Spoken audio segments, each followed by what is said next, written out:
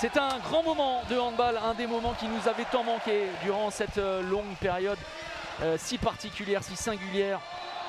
Et ce sont des retrouvailles en grandeur nature dans cette halle XXL. C'est surtout un enjeu sportif énorme pour le HBC Nantes pour continuer à surfer sur cette vague, pour essayer d'atteindre la deuxième place à la fin de la saison qualificative pour la Ligue des Champions. Pour Chambéry, il va falloir performer loin de ces terres, ce qui n'est clairement pas une évidence depuis de nombreuses semaines.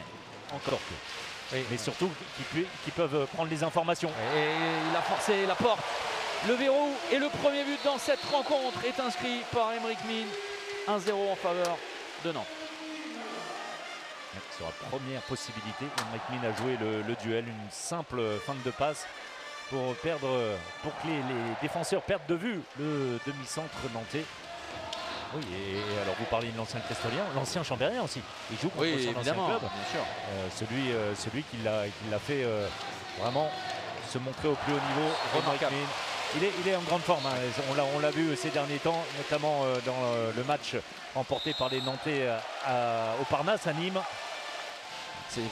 Ça n'est pas tant un passage en force, mais la faute était réelle. D'ailleurs, qui s'est retourné. Hein. Rapidité d'exécution.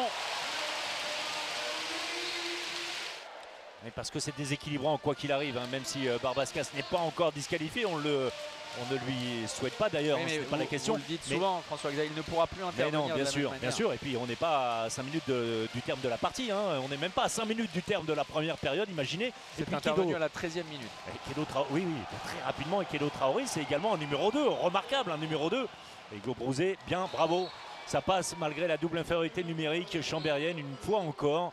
Les Chambériens trouvent la solution.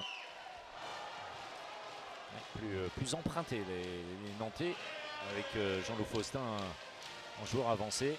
Voilà, il lâche le ballon, pêche Malbec. L'opportunité, une chose est certaine, Chambéry va terminer la première période en infériorité numérique. Et Valero Rivera ne se trompe pas. L'égalisation 17 partout. La frustration sans doute née par un sentiment d'injustice, mais les décisions pour le moment n'ont pas grand chose à être contre. Croisé sans ballon, Yosu Bonileos. Scoubé qui attaque le centre. Et le décalage est superbe. Tissot, ça c'est vraiment du tableau noir. Hein. Faustin avec Trita. Ça c'est bien fixé, c'est bien décalé et c'est parfaitement conclu par Tissot. Ça coupe la série de 4. Il y a eu un 4-0 hein, passé par les Nantais entre la fin de la première période et le début de la seconde. Qui va reprendre hein, Voilà, et bien sûr, Alberto Entré. Scoubé, Bonileos, Trita avec un changement de position à venir. Croisé sans ballon, le voilà avec Tissot, bien joué, et Scoubé. Tissot dans une position derrière sur le départ de l'enclenchement uniquement. Bien ça c'est très bien joué. Une nouvelle fois, hein. Grosse parade de Michael Robin. Ce tir soudain de Tissot qui n'a pas surpris le gardien du H. Derrière sur le départ de l'enclenchement uniquement. Bien ça c'est très bien joué. Une nouvelle fois, hein. Grosse parade de... La dernière opportunité, le dernier tir. Et comme un symbole, l'exceptionnel Michael Robin vient clôturer cette soirée de fête, cette soirée de grâce, cette soirée phénoménale ici dans la Halle XXL.